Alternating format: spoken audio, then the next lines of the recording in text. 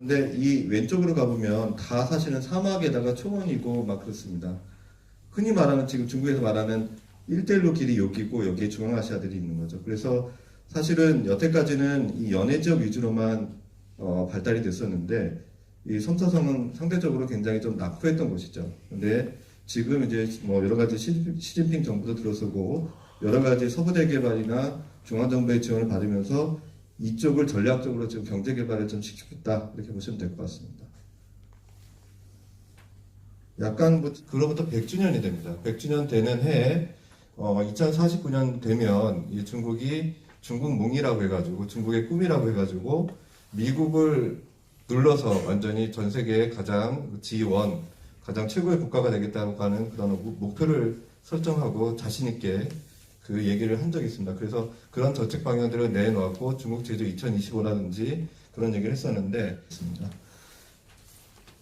일본 중국 대항 같은 경우는 뭐 좀 이렇게 중국의 전체에 대한 얼마나 크고 얼마나 이거 막 이런 중국 양회라고 하는 행사가 있습니다.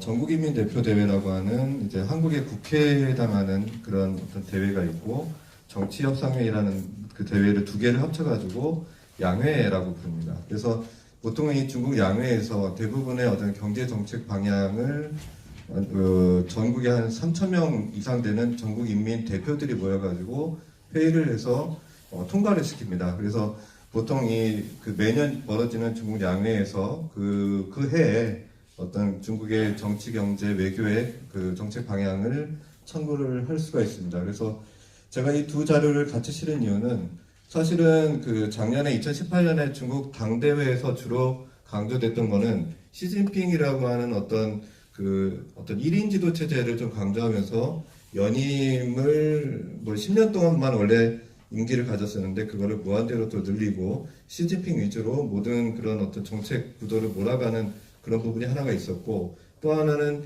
2049년이 되면 1949년에 중국의 중화인민공화국이 건국을 했는데 그로부터 100주년이 됩니다. 100주년 되는 해에 2049년 되면 이 중국이 중국몽이라고 해가지고 중국의 꿈이라고 해가지고 미국을 눌러서 완전히 전 세계의 가장 G1, 가장 최고의 국가가 되겠다고 하는 그런 목표를 설정하고 자신 있게 그 얘기를 한 적이 있습니다. 그래서 그런 정책 방향들을 내놓았고 중국 제조 2025라든지 그런 얘기를 했었는데 사실은 3월달 당대회가 끝나고 나서 여러분들 아시다시피 계속 상반기, 하반기 트럼프 대통령이 주도하는 미국 중국 간의 무역 분쟁이 벌어졌습니다. 그래서 그 이후로 굉장히 많이 어떤 상황 변화가 있었고 그 이후에 처음 벌어지는 가장 큰 행사가 지금 양회라는 행사인데 양회라는 행사에서 나온 얘기를 보면 작년에 당대회 때 나온 얘기에 비해서 내용은 조금 비슷하긴 한데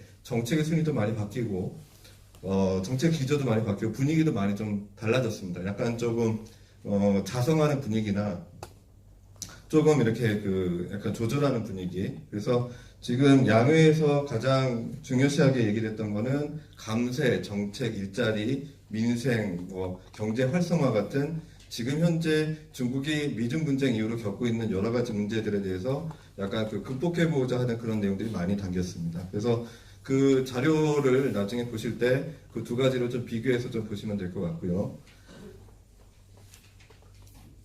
자, 세 번째는 비즈니스 환경 변화 기회는 제가 중국 제조 2025를 말씀드렸고, 그 다음에 중국의 4차 산업혁명이라든지 1대1로 산업이라든지 그런 내용에 대해서 쭉 써놨습니다. 그래서 그 내용들을 한번 쭉 보시면서 참고를 하시면 될 것 같습니다.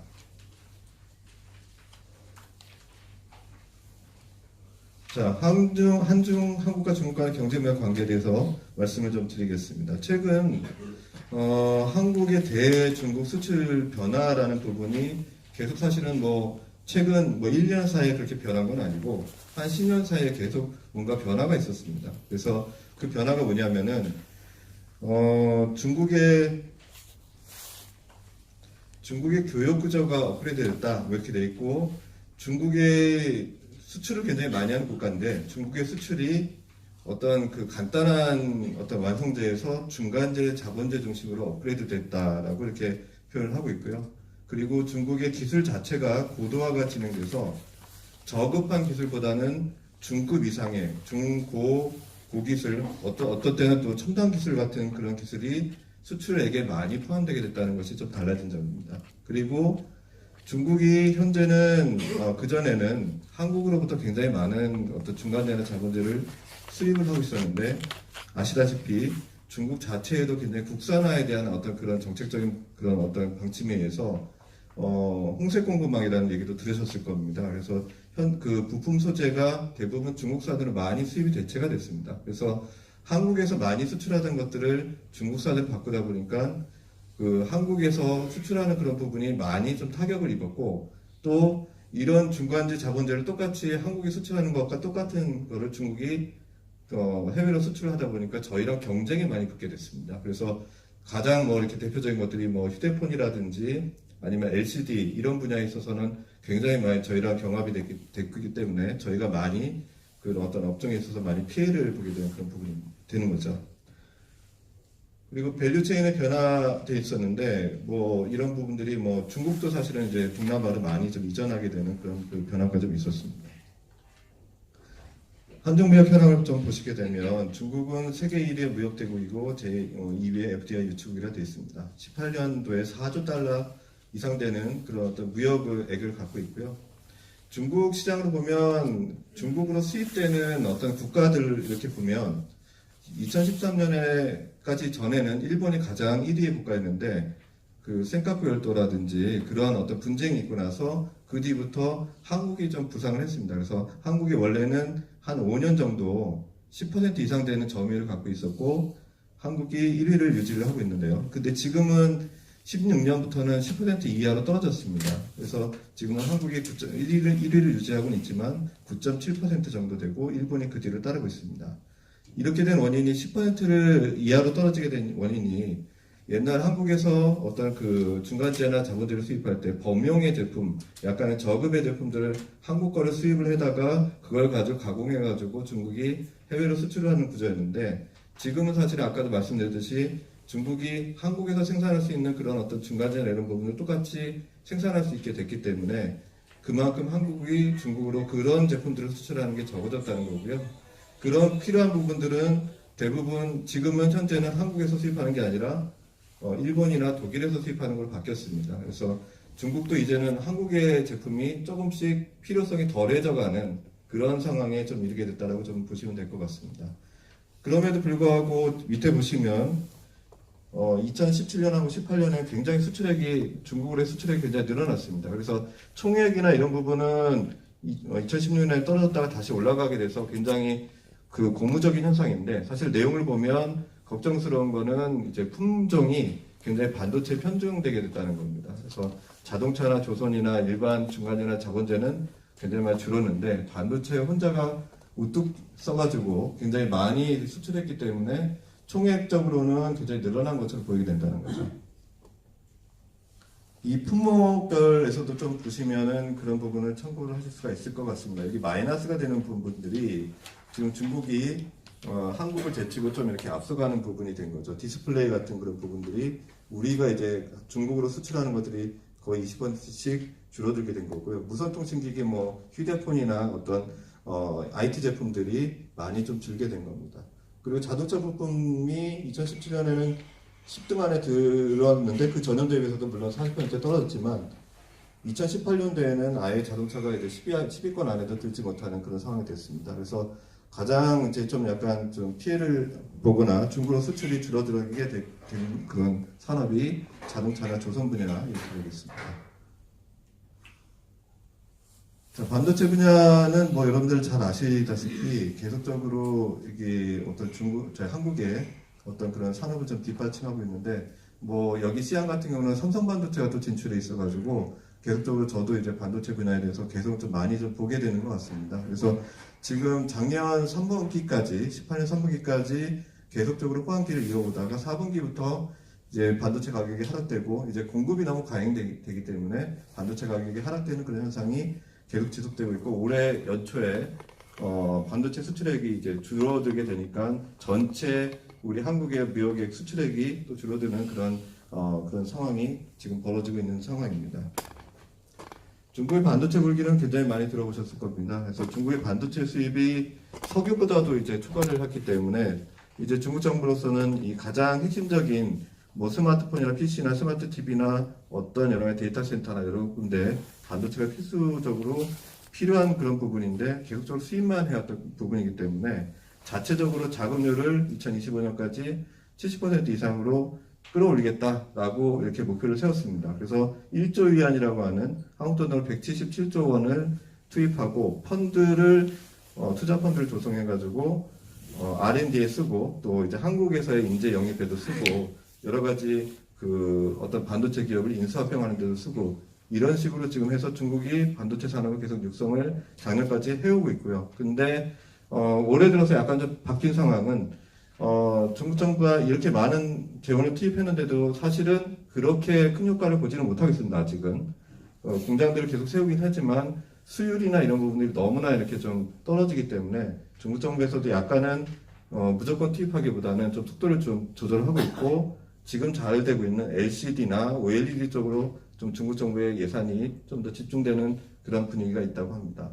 어쨌든 지금 현재 반도체 자금률은 13.5%밖에 안 됩니다. 근데 2025년까지 아직 얼마 안 남았는데 원래 작년 같은 경우에는 미중 분쟁이 일어나기 전까지는 2025년까지 자금률이 70% 된다는 그런 부분이 굉장히 좀 현실적으로 좀 다가왔습니다. 근데 미중 분쟁 때문에 여러 가지 어떤 기업의 뭐 화웨이 같은 기업도 제재를 받고 푸젠지나 같은 기업도 제재를 받고 이렇게 이런 상황이 발생해서 조금은 약간 속도가 좀 늦춰지지 않을까라는 생각이 좀 듭니다. 자, 미중 분쟁 현황은 아마 잘 아실 거고요. 1차 조치, 2차 조치, 3차 조치 해가지고 계속 관세를 무는 그런 어떤 싸움이 계속되고 있고 그림을 보시면 뭐 지금 딱 작년 9월 17일 정도부터 이 회색 칠한 부분이 미국이 아직까지 관세를 추가로 부과하지 않은 부분인데 이걸 카드로 해가지고 여전히 올해 지금 3월까지도 계속 협상을 하고 있습니다. 그래서 사실은 대부분 3월 정도 되면 지금 3월 정도 되면 미중 무역 협상이 타결되리라 생각했었는데 지금 아직도 타결은 안 되고 있고 또 이제 연기가 되고 있습니다. 그리고 협상이 타결되더라도 관세는 계속 유지할 거다라는 뉴스도 좀 나오고 있습니다. 근데 중요한 거는 미중 무역 분쟁으로 인해서 그러면은 중국이 어떤 영향을 받았는가라는 걸 쭉 써놨는데요. 사실 뭐 미중 무역 분쟁이 아니더라도 사실은 지금 현재 중국의 성장률이 계속적으로 8% 떨어지고 7% 떨어지고 6점 몇 % 떨어지는 그런 계속적으로 저성장, 중성장 시대가 계속 이어져 오고 있었습니다. 근데 거기에다가 지금 미중 무역 분쟁까지 되기 때문에 이런 부분이 조금 더 이렇게 좀 속도가 빨라지게 하락되는 속도가 좀 더 빨라지고 있다고 보시면 될 것 같습니다. 그래서 지금 현재 경제 성장률이 2017년에는 약간 그 전에 떨어졌다가 6.8%로 좀 올라갔다가 18년에는 점점 떨어져가지고 결국 2018년에는 2018년 전체 성장률이 6.6%로 떨어지게 됐습니다. 그리고 제조업의 산업 생산 증가율도 점점 여기 떨어지고 있고요. 자동차가 특히 이제 소비재에 대한 어떤 그런 바로미터가 되는데 자동차 생산 증가율도 계속적으로 이제 그 성장률이 감소를 하고 있습니다. 소매 판매 증가율이라는 지표가 있는데 2017년까지 계속 10% 이상으로 이렇게 유지를 하고 있었던 게 있습니다. 근데 2018년부터 9%, 그 다음에 2019년 돼서는 8%까지 되어 있습니다. 그래서 지금 현재 중국 정부가 6, 7, 8이라고 해가지고 이거를 사수하려고 좀 노력을 하고 있습니다. 경제 성장률 6%, 그 다음에 소매 판매 8%, 그 다음에 위안화, 달러 대비 위안화의 7일 위엔 그 수준을 계속 지키려고 노력을 하고 있습니다. 왜냐하면 그게 심리적인 저지선이라서 그게 만약 무너질 경우에 굉장히 또 경제적인 충격이 클 것으로 지금 예상을 하고 있습니다. 그래서 양회, 아까 말씀드린 양회 전국인민대표대회에서도 주로 소비 활력을 제고하고 지원을 다시 하고 업체들한테 세금을 줄여가지고 기업들이 다시 한번 이렇게 계속적으로 회복할 수 있도록 지원하는 것을 골자로 하고 있습니다. 구매자 관리 지수라고 뭐 잘 아실 겁니다. 제조업에 대한 그런 부분인데 50이 넘어야 되는데 여태까지는 50이 넘는 게 당연했다가 작년부터는 50 이하로 떨어지게 됐습니다. 그래서 이런 부분, 이런 전반적인 것들이 지금 현재 중국의 경제 상황이 이전보다 굉장히 다르다, 굉장히 좀 침체되어 있다라는 걸 좀 보여주고 있습니다. 근데 중국에서는 그러면 뭐 이거에 대해 손 놓고 있지는 않고 있습니다. 물론 중국에서 첨단 산업 육성을 더 내부적으로 박차를 가하고 있고요. 또 이제 미국 말고 다른 어떤 국가의 어떤 그 1대1로 국가들과의 어떤 수입 다변화, 어떤 무역을 더 강화하는 그런 조치를 하고 있는 중이고요. 그리고 뭐 이제 첨단 산업의 이제 수입 대체 시장을 모색하는 게 가장 중요한데, 작년에도 ZTE라고 하는 어떤 화웨이랑 똑같이 양강 체제를 구축하는 통신 기업이 있었는데, 미국이 이 ZTE에다가 핵심 반도체를 그 수출하는 것을 막음으로써 ZTE가 약 작년에 상반기 동안 거의 파업 사태, 그 영업 정지 상태에 이르렀던 적이 있었습니다. 그래서 화웨이한테도 그런 제재가 있었을 때 과연 이 부분, 화웨이는 그거를 견딜 수 있느냐라는 그런 부분이 이제 관심의 대상인 거죠. 그래서 더 그렇게 되기 전에 빨리 이제 중국은 자기들이 지금 생산을 못하거나 첨단 생산 어떤 제품, 핵심 장비나 핵심 부품에 대한 빨리 그 자체적으로 어떤 수입을 뭐 생산할 수 있거나 아니면 수입 대체 시장을 모색해야 되는 게 중국의 숙제라고 볼 수 있겠습니다. 우리 경제에도 굉장히 사실은 조금 미중 분쟁이 장기화가 되면 조금 어려울 것 같습니다. 그래서 사실은 어떤 연구소에서는 GDP가 우리가 1% 정도도 굉장히 이렇게 미중 분쟁이 장기화되면 1%, 0.08% 정도가 감소될 거라는 얘기도 있었는데요. 그래서 저희 생각에는 미중 분쟁이 적당한 선에서 이렇게 마무리되면서 이렇게 또 미국이 또 적당히 또 중국을 제재하면서 ZTE나 화웨이를 적당히 제재하면서 이렇게 끌고 갔으면 하는 게 어떤 좋은 시나리오가 아닐까라는 생각이 듭니다.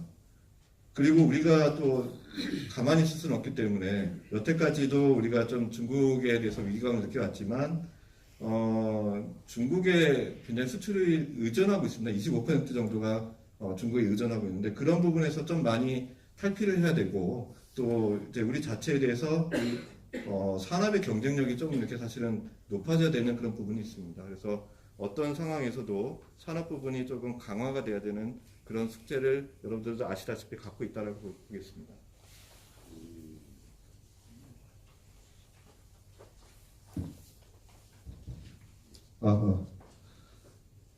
자, 그 다음에 이제 성사성 쪽으로 넘어가겠습니다. 지금 보시는 표는 중국이 31개 성이 있습니다. 31개 성이 있는데 성별로 GDP 총액을 이렇게 쭉 나래비를 해놓은 겁니다. 그래서 맨 위에 보시는 광동, 강소성, 산동성이 중국에서 가장 경제가 잘 나가는 1등, 2등, 3등의 성입니다. 그래서 보시면 광동성이 약 9조 위엔 정도 되는데요. 지금 이거는 좀 잘 보이실지 모르겠는데 2018년 표입니다. 그래서 여전히 성장하고 있구나 이렇게 보시면 될 것 같아요.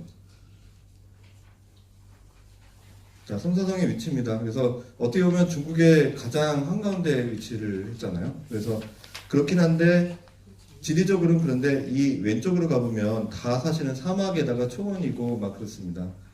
흔히 말하는 지금 중국에서 말하는 1대1로 길이 여기고 여기에 중앙아시아들이 있는 거죠. 그래서 사실은 여태까지는 이 연해 지역 위주로만 발달이 됐었는데 이 성사성은 상대적으로 굉장히 좀 낙후했던 곳이죠. 근데 지금 이제 뭐 여러 가지 시진핑 정부도 들어서고 여러 가지 서부대 개발이나 중앙정부의 지원을 받으면서 이쪽을 전략적으로 지금 경제 개발을 좀 시키겠다 이렇게 보시면 될 것 같습니다. 약간 뭐 지형을 보시면 성사성 여기가 시안입니다. 지금 있는 곳 시안인데 요 이렇게 파란색으로 된 부분이 관중이라고 하는 관중 평원입니다. 4개 관의 한가운데 있다는 관중이고요. 여기에 지금 한 남한의 면적의 한 절반 정도 되는 어떤 그 평원이 있는데 사실은 분지입니다. 여기가 해발이 한 400m 정도 되거든요. 그래서 여기를 중심으로 해가지고 주로 이제 인구도 많이 모여 있고 산업이나 그런 게 많이 모여 있습니다. 그리고 여기가 있는 게 이제 칠링 산맥입니다. 혹시 여행하시다 보면 시안을 돌아다니다 보시면 큰 산맥인데 800km짜리 산맥입니다. 그래서 이 칠링 산맥을 기준으로 해가지고 이쪽이 이제 그 중국의 북쪽이라고 하고 이쪽이 남쪽입니다. 그래서 이 칠링 산맥을 기준으로 해가지고 이쪽부터는 겨울에 난방을 안 하고요. 난방을 안 때우고 여기서는 이제 난방을 하는 거죠. 칠링 산맥이 굉장히 지리적으로 굉장히 어떤 중요한 위치에 있습니다. 이게 삼서성의 면적이 한반도랑 비슷합니다. 20.58만 평방킬로미터라고 해가지고 한반도랑 똑같이 생겼고, 그래서 이 관중 지역이 뭐 마치 한국의 중부지방하고 좀 비슷하고, 섬남 지역이 이 남쪽이 칠삼 이남이 뭐 우리 한국의 뭐 남부지방이랑 좀 비슷합니다. 그리고 이쪽이 북쪽인데 이쪽이 북한처럼 여기가 에너지 보고입니다. 석유, 석탄 이런 것들이 굉장히 많이 납니다. 이 라인을 따라서 이게 황화강입니다. 황화강으로 인해서 조성된 것들이 황토고원이라는 곳인데, 이 황토고원에 굉장히 많은 그런 에너지 자원이 뭉쳐져 매장이 돼 있어가지고 이쪽에 에너지 부자들이 좀 많이 나왔던 그런 역사가 있습니다. 주요 이슈들을 보시면 지금 현재 관중이라고 아까 제가 말씀드렸는데, 관중평화 도시발전 계획이라고 이렇게 좀 어떤 벨트성의 경제 벨트성의 어떤 계획이 좀 추진이 되고 있고요. 또 시안이 9번째 국가 중심 도시로 뭐 베이징이나 티안진 같은 그런 거에 이어서 시안이 작년에 선정이 됐습니다. 사실은 이런 부분으로 시안이 굉장히 많이 고무되어 있는데, 뭐 시진핑이 여기 출신이기도 해서 자꾸 시안을 밀어주는 거 아니냐라는 그런 얘기도 있는 거죠. 삼서성이 지금 2017년에 2조 원 돌파하고 뭐 이렇게 어쨌든 계속 성장률이 삼서성하고 시안이 굉장히 성장률이 굉장히 높다는 걸 말씀드리고 싶은 겁니다. 그리고 이제 연해 지역에서 원래는 제조업이 발달을 했었는데, 그 연해 지역도 지금 인건비가 올라가고 여러 가지 그런 어떤 그 원가들이 상승하고 있기 때문에 연해 지역에 있던 그런 공장들이 지금 삼서성 같은 제조업 내륙 지역으로 지금 이전을 하고 있는 중입니다. 그래서 현재 그 작년에만 해도 기업 수가 29%, 30% 가까이 증가를 했습니다. 그래서 지금 삼서성하고 뭐 쓰촨성 같은 내륙 지역들이 나름대로 중국의 어떤 제조업의 성장이 그다음 후순위로 이루어지고 있다라고 보시면 될 것 같습니다. 방금 말씀드린 그 관중평원 도시계획이 여기에 시안이 있고요.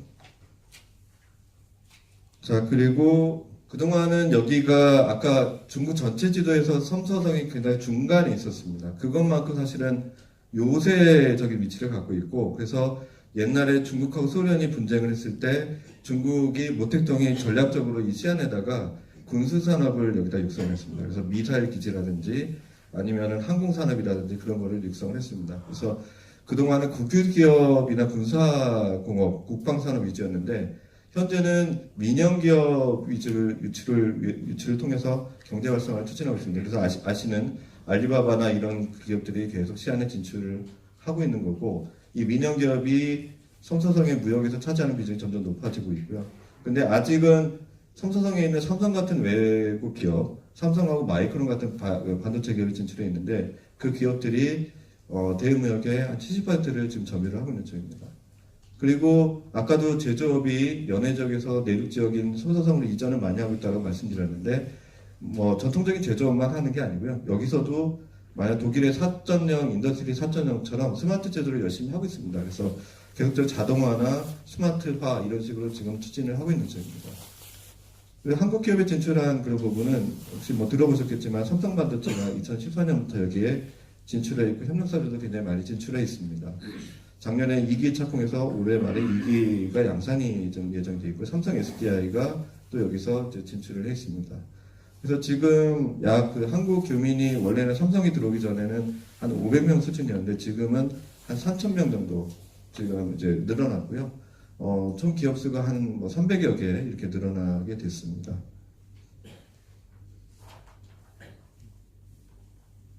이 부분은 한번 참고를 해보시면 좋을 것 같고요.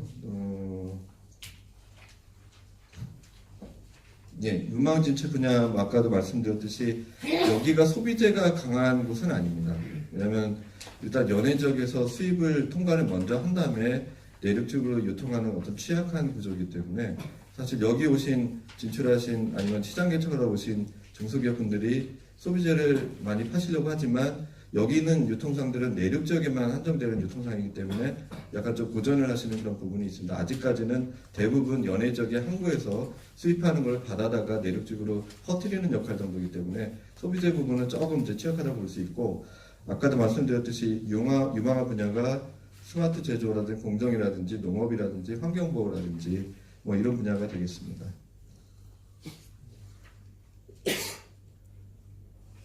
중국 시장 뭐 전체적으로 뭐 삼서성이나 이런 거 할 것 없이 양로 실버 산업이나 로봇 산업이나 환경보호 산업이나 뭐 이런 스마트시티 산업 이런 부분들이 장래 진출이 유망한 산업이라고 볼 수 있겠습니다. 나머지 자료들은 좀 한번 그 책자를 한번 보시면 좋을 것 같고요.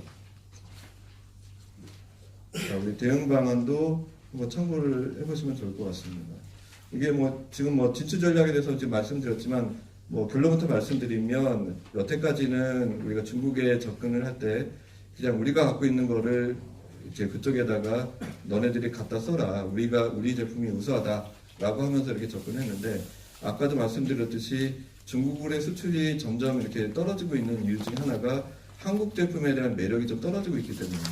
한국 제품이 갖고 있는 기술이나 어떤 그런 부분들이 수준들이 이미 중국에서도 커버가 가능하게 됐다는 그런 부분들이 있습니다. 그래서 그렇게 변화되는 그런 환경에 맞춰서 지금 현재 뭐 많이 중국이 발전했지만 그나마 또 한국이 또 들어갈 수 있는 분야가 있는지 또 중국이 우리 한국에 필요로 하고 있는 분야가 있는지 그런 부분들을 찾아내가지고 그 수요에 맞춤형으로 들어가야 되는 그런 상황입니다. 그래서 그런 전략을 좀 펴야 된다라고 이제 제가 말씀 좀 드리고 있는 것들이 지금 자료에 써 있는 부분들입니다.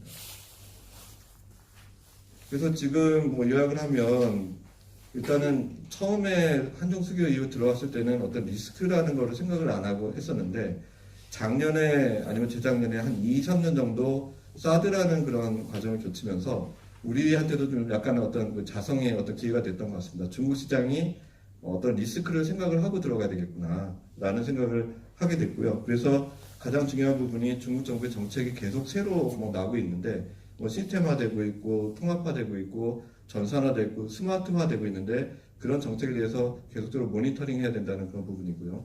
시장 변화에도 이제 계속적으로 주시를 해야 된다는 그런 이 부분이 굉장히 중국으로 진출하려고 하는 우리 기업들한테 굉장히 중요한 부분이 아닐까 생각합니다. 그리고 아까도 말씀드렸듯이 중국이 필요로 하는 부분이 뭔지 찾아내서 그거에 맞는 그런 우리 한국 기업이 갖고 있다면 그걸 가지고 협력할 수 있는 윈윈할 수 있는 부분을 찾아가지고 진출해야 되는 게 아닌가라는 생각이 듭니다.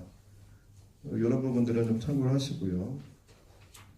저희 무역관이 지금 하고 있는 사업은 아까 말씀드린 여러 가지 뭐 거론된 유망 산업이나 이런 부분에 맞춰져 있습니다. 그래서 제조업이라든지 스마트 뭐 시티라든지 환경보호, 농업에 관련된 산업을 저희가 그걸 위주로 해가지고 올해 중소기업들이 만약 오셨을 때 여기서 진출할 수 있는 그런 사업들을 만들어가지고 플랫폼의 역할을 하면서 지원을 해드리려고 합니다. 참고로 지금 코트라가 지금 갖고 있는 정보 포탈이 있는데 news.kotra.or.kr입니다. 그래서 이거를 보신 분들도 있겠지만 만약 모르신다 그러면은 이 사이트를 주기적으로 뭐 일주일에 한 번이라도 들어가 보시면 중국에서 무역관이 19개가 있습니다. 19개 무역관이 거의 일주일에 한 7, 8개씩 그 계속 리포트를 여기다가 올립니다. 그래서 이런 리포트가 굉장히 주제가 다양하고 해서 아마 우리 중소기업들이 중국에 많은 관심을 갖고 계신다면 그런 부분을 좀 참고하시는 게 좋을 것 같고 중국뿐만 아니고 동남아 여러 전 세계 저희가 127개 무역관이 있기 때문에 각 무역관들에서 올리는 리포트를 여기서 한꺼번에 보실 수가 있습니다. 그래서 중국 말고도 미국, 일본 여러 가지 국가에 대해서 보실 수가 있기 때문에 이걸 많이 좀 참고를 하셨으면 좋을 것 같고요. 저희도 지금 매주 뉴스레터를 메일링 하고 있습니다. 그래서 여기에서 나온 뭐 단신이나 뉴스라든지 이런 걸 번역을 해가지고 우리 중소기업들한테 메일링을 하고 있습니다. 그래서 이런 것들을 참고하셔가지고 진출하시는데 도움이 되셨으면 좋겠습니다. 자, 이상 뭐 좀 너무 이렇게 두서없이 했는데 뭐 이게 나머지 저희가 설명을 못 드린 부분은 한번 자료를 보시고 요점 정리하듯이 한번 이렇게 하시면 좋을 것 같습니다. 네, 이상 들어주셔서 감사합니다. 네, 감사합니다. 다시 한번 그 좋은 강의를 해주신 이강규 관장님께 다시 한번 큰 박수를 부탁드립니다. 단상이 정진된 대로 이제 바로 그 정기총회를 시작하도록 하겠습니다. 잠시만 기다려 주십시오.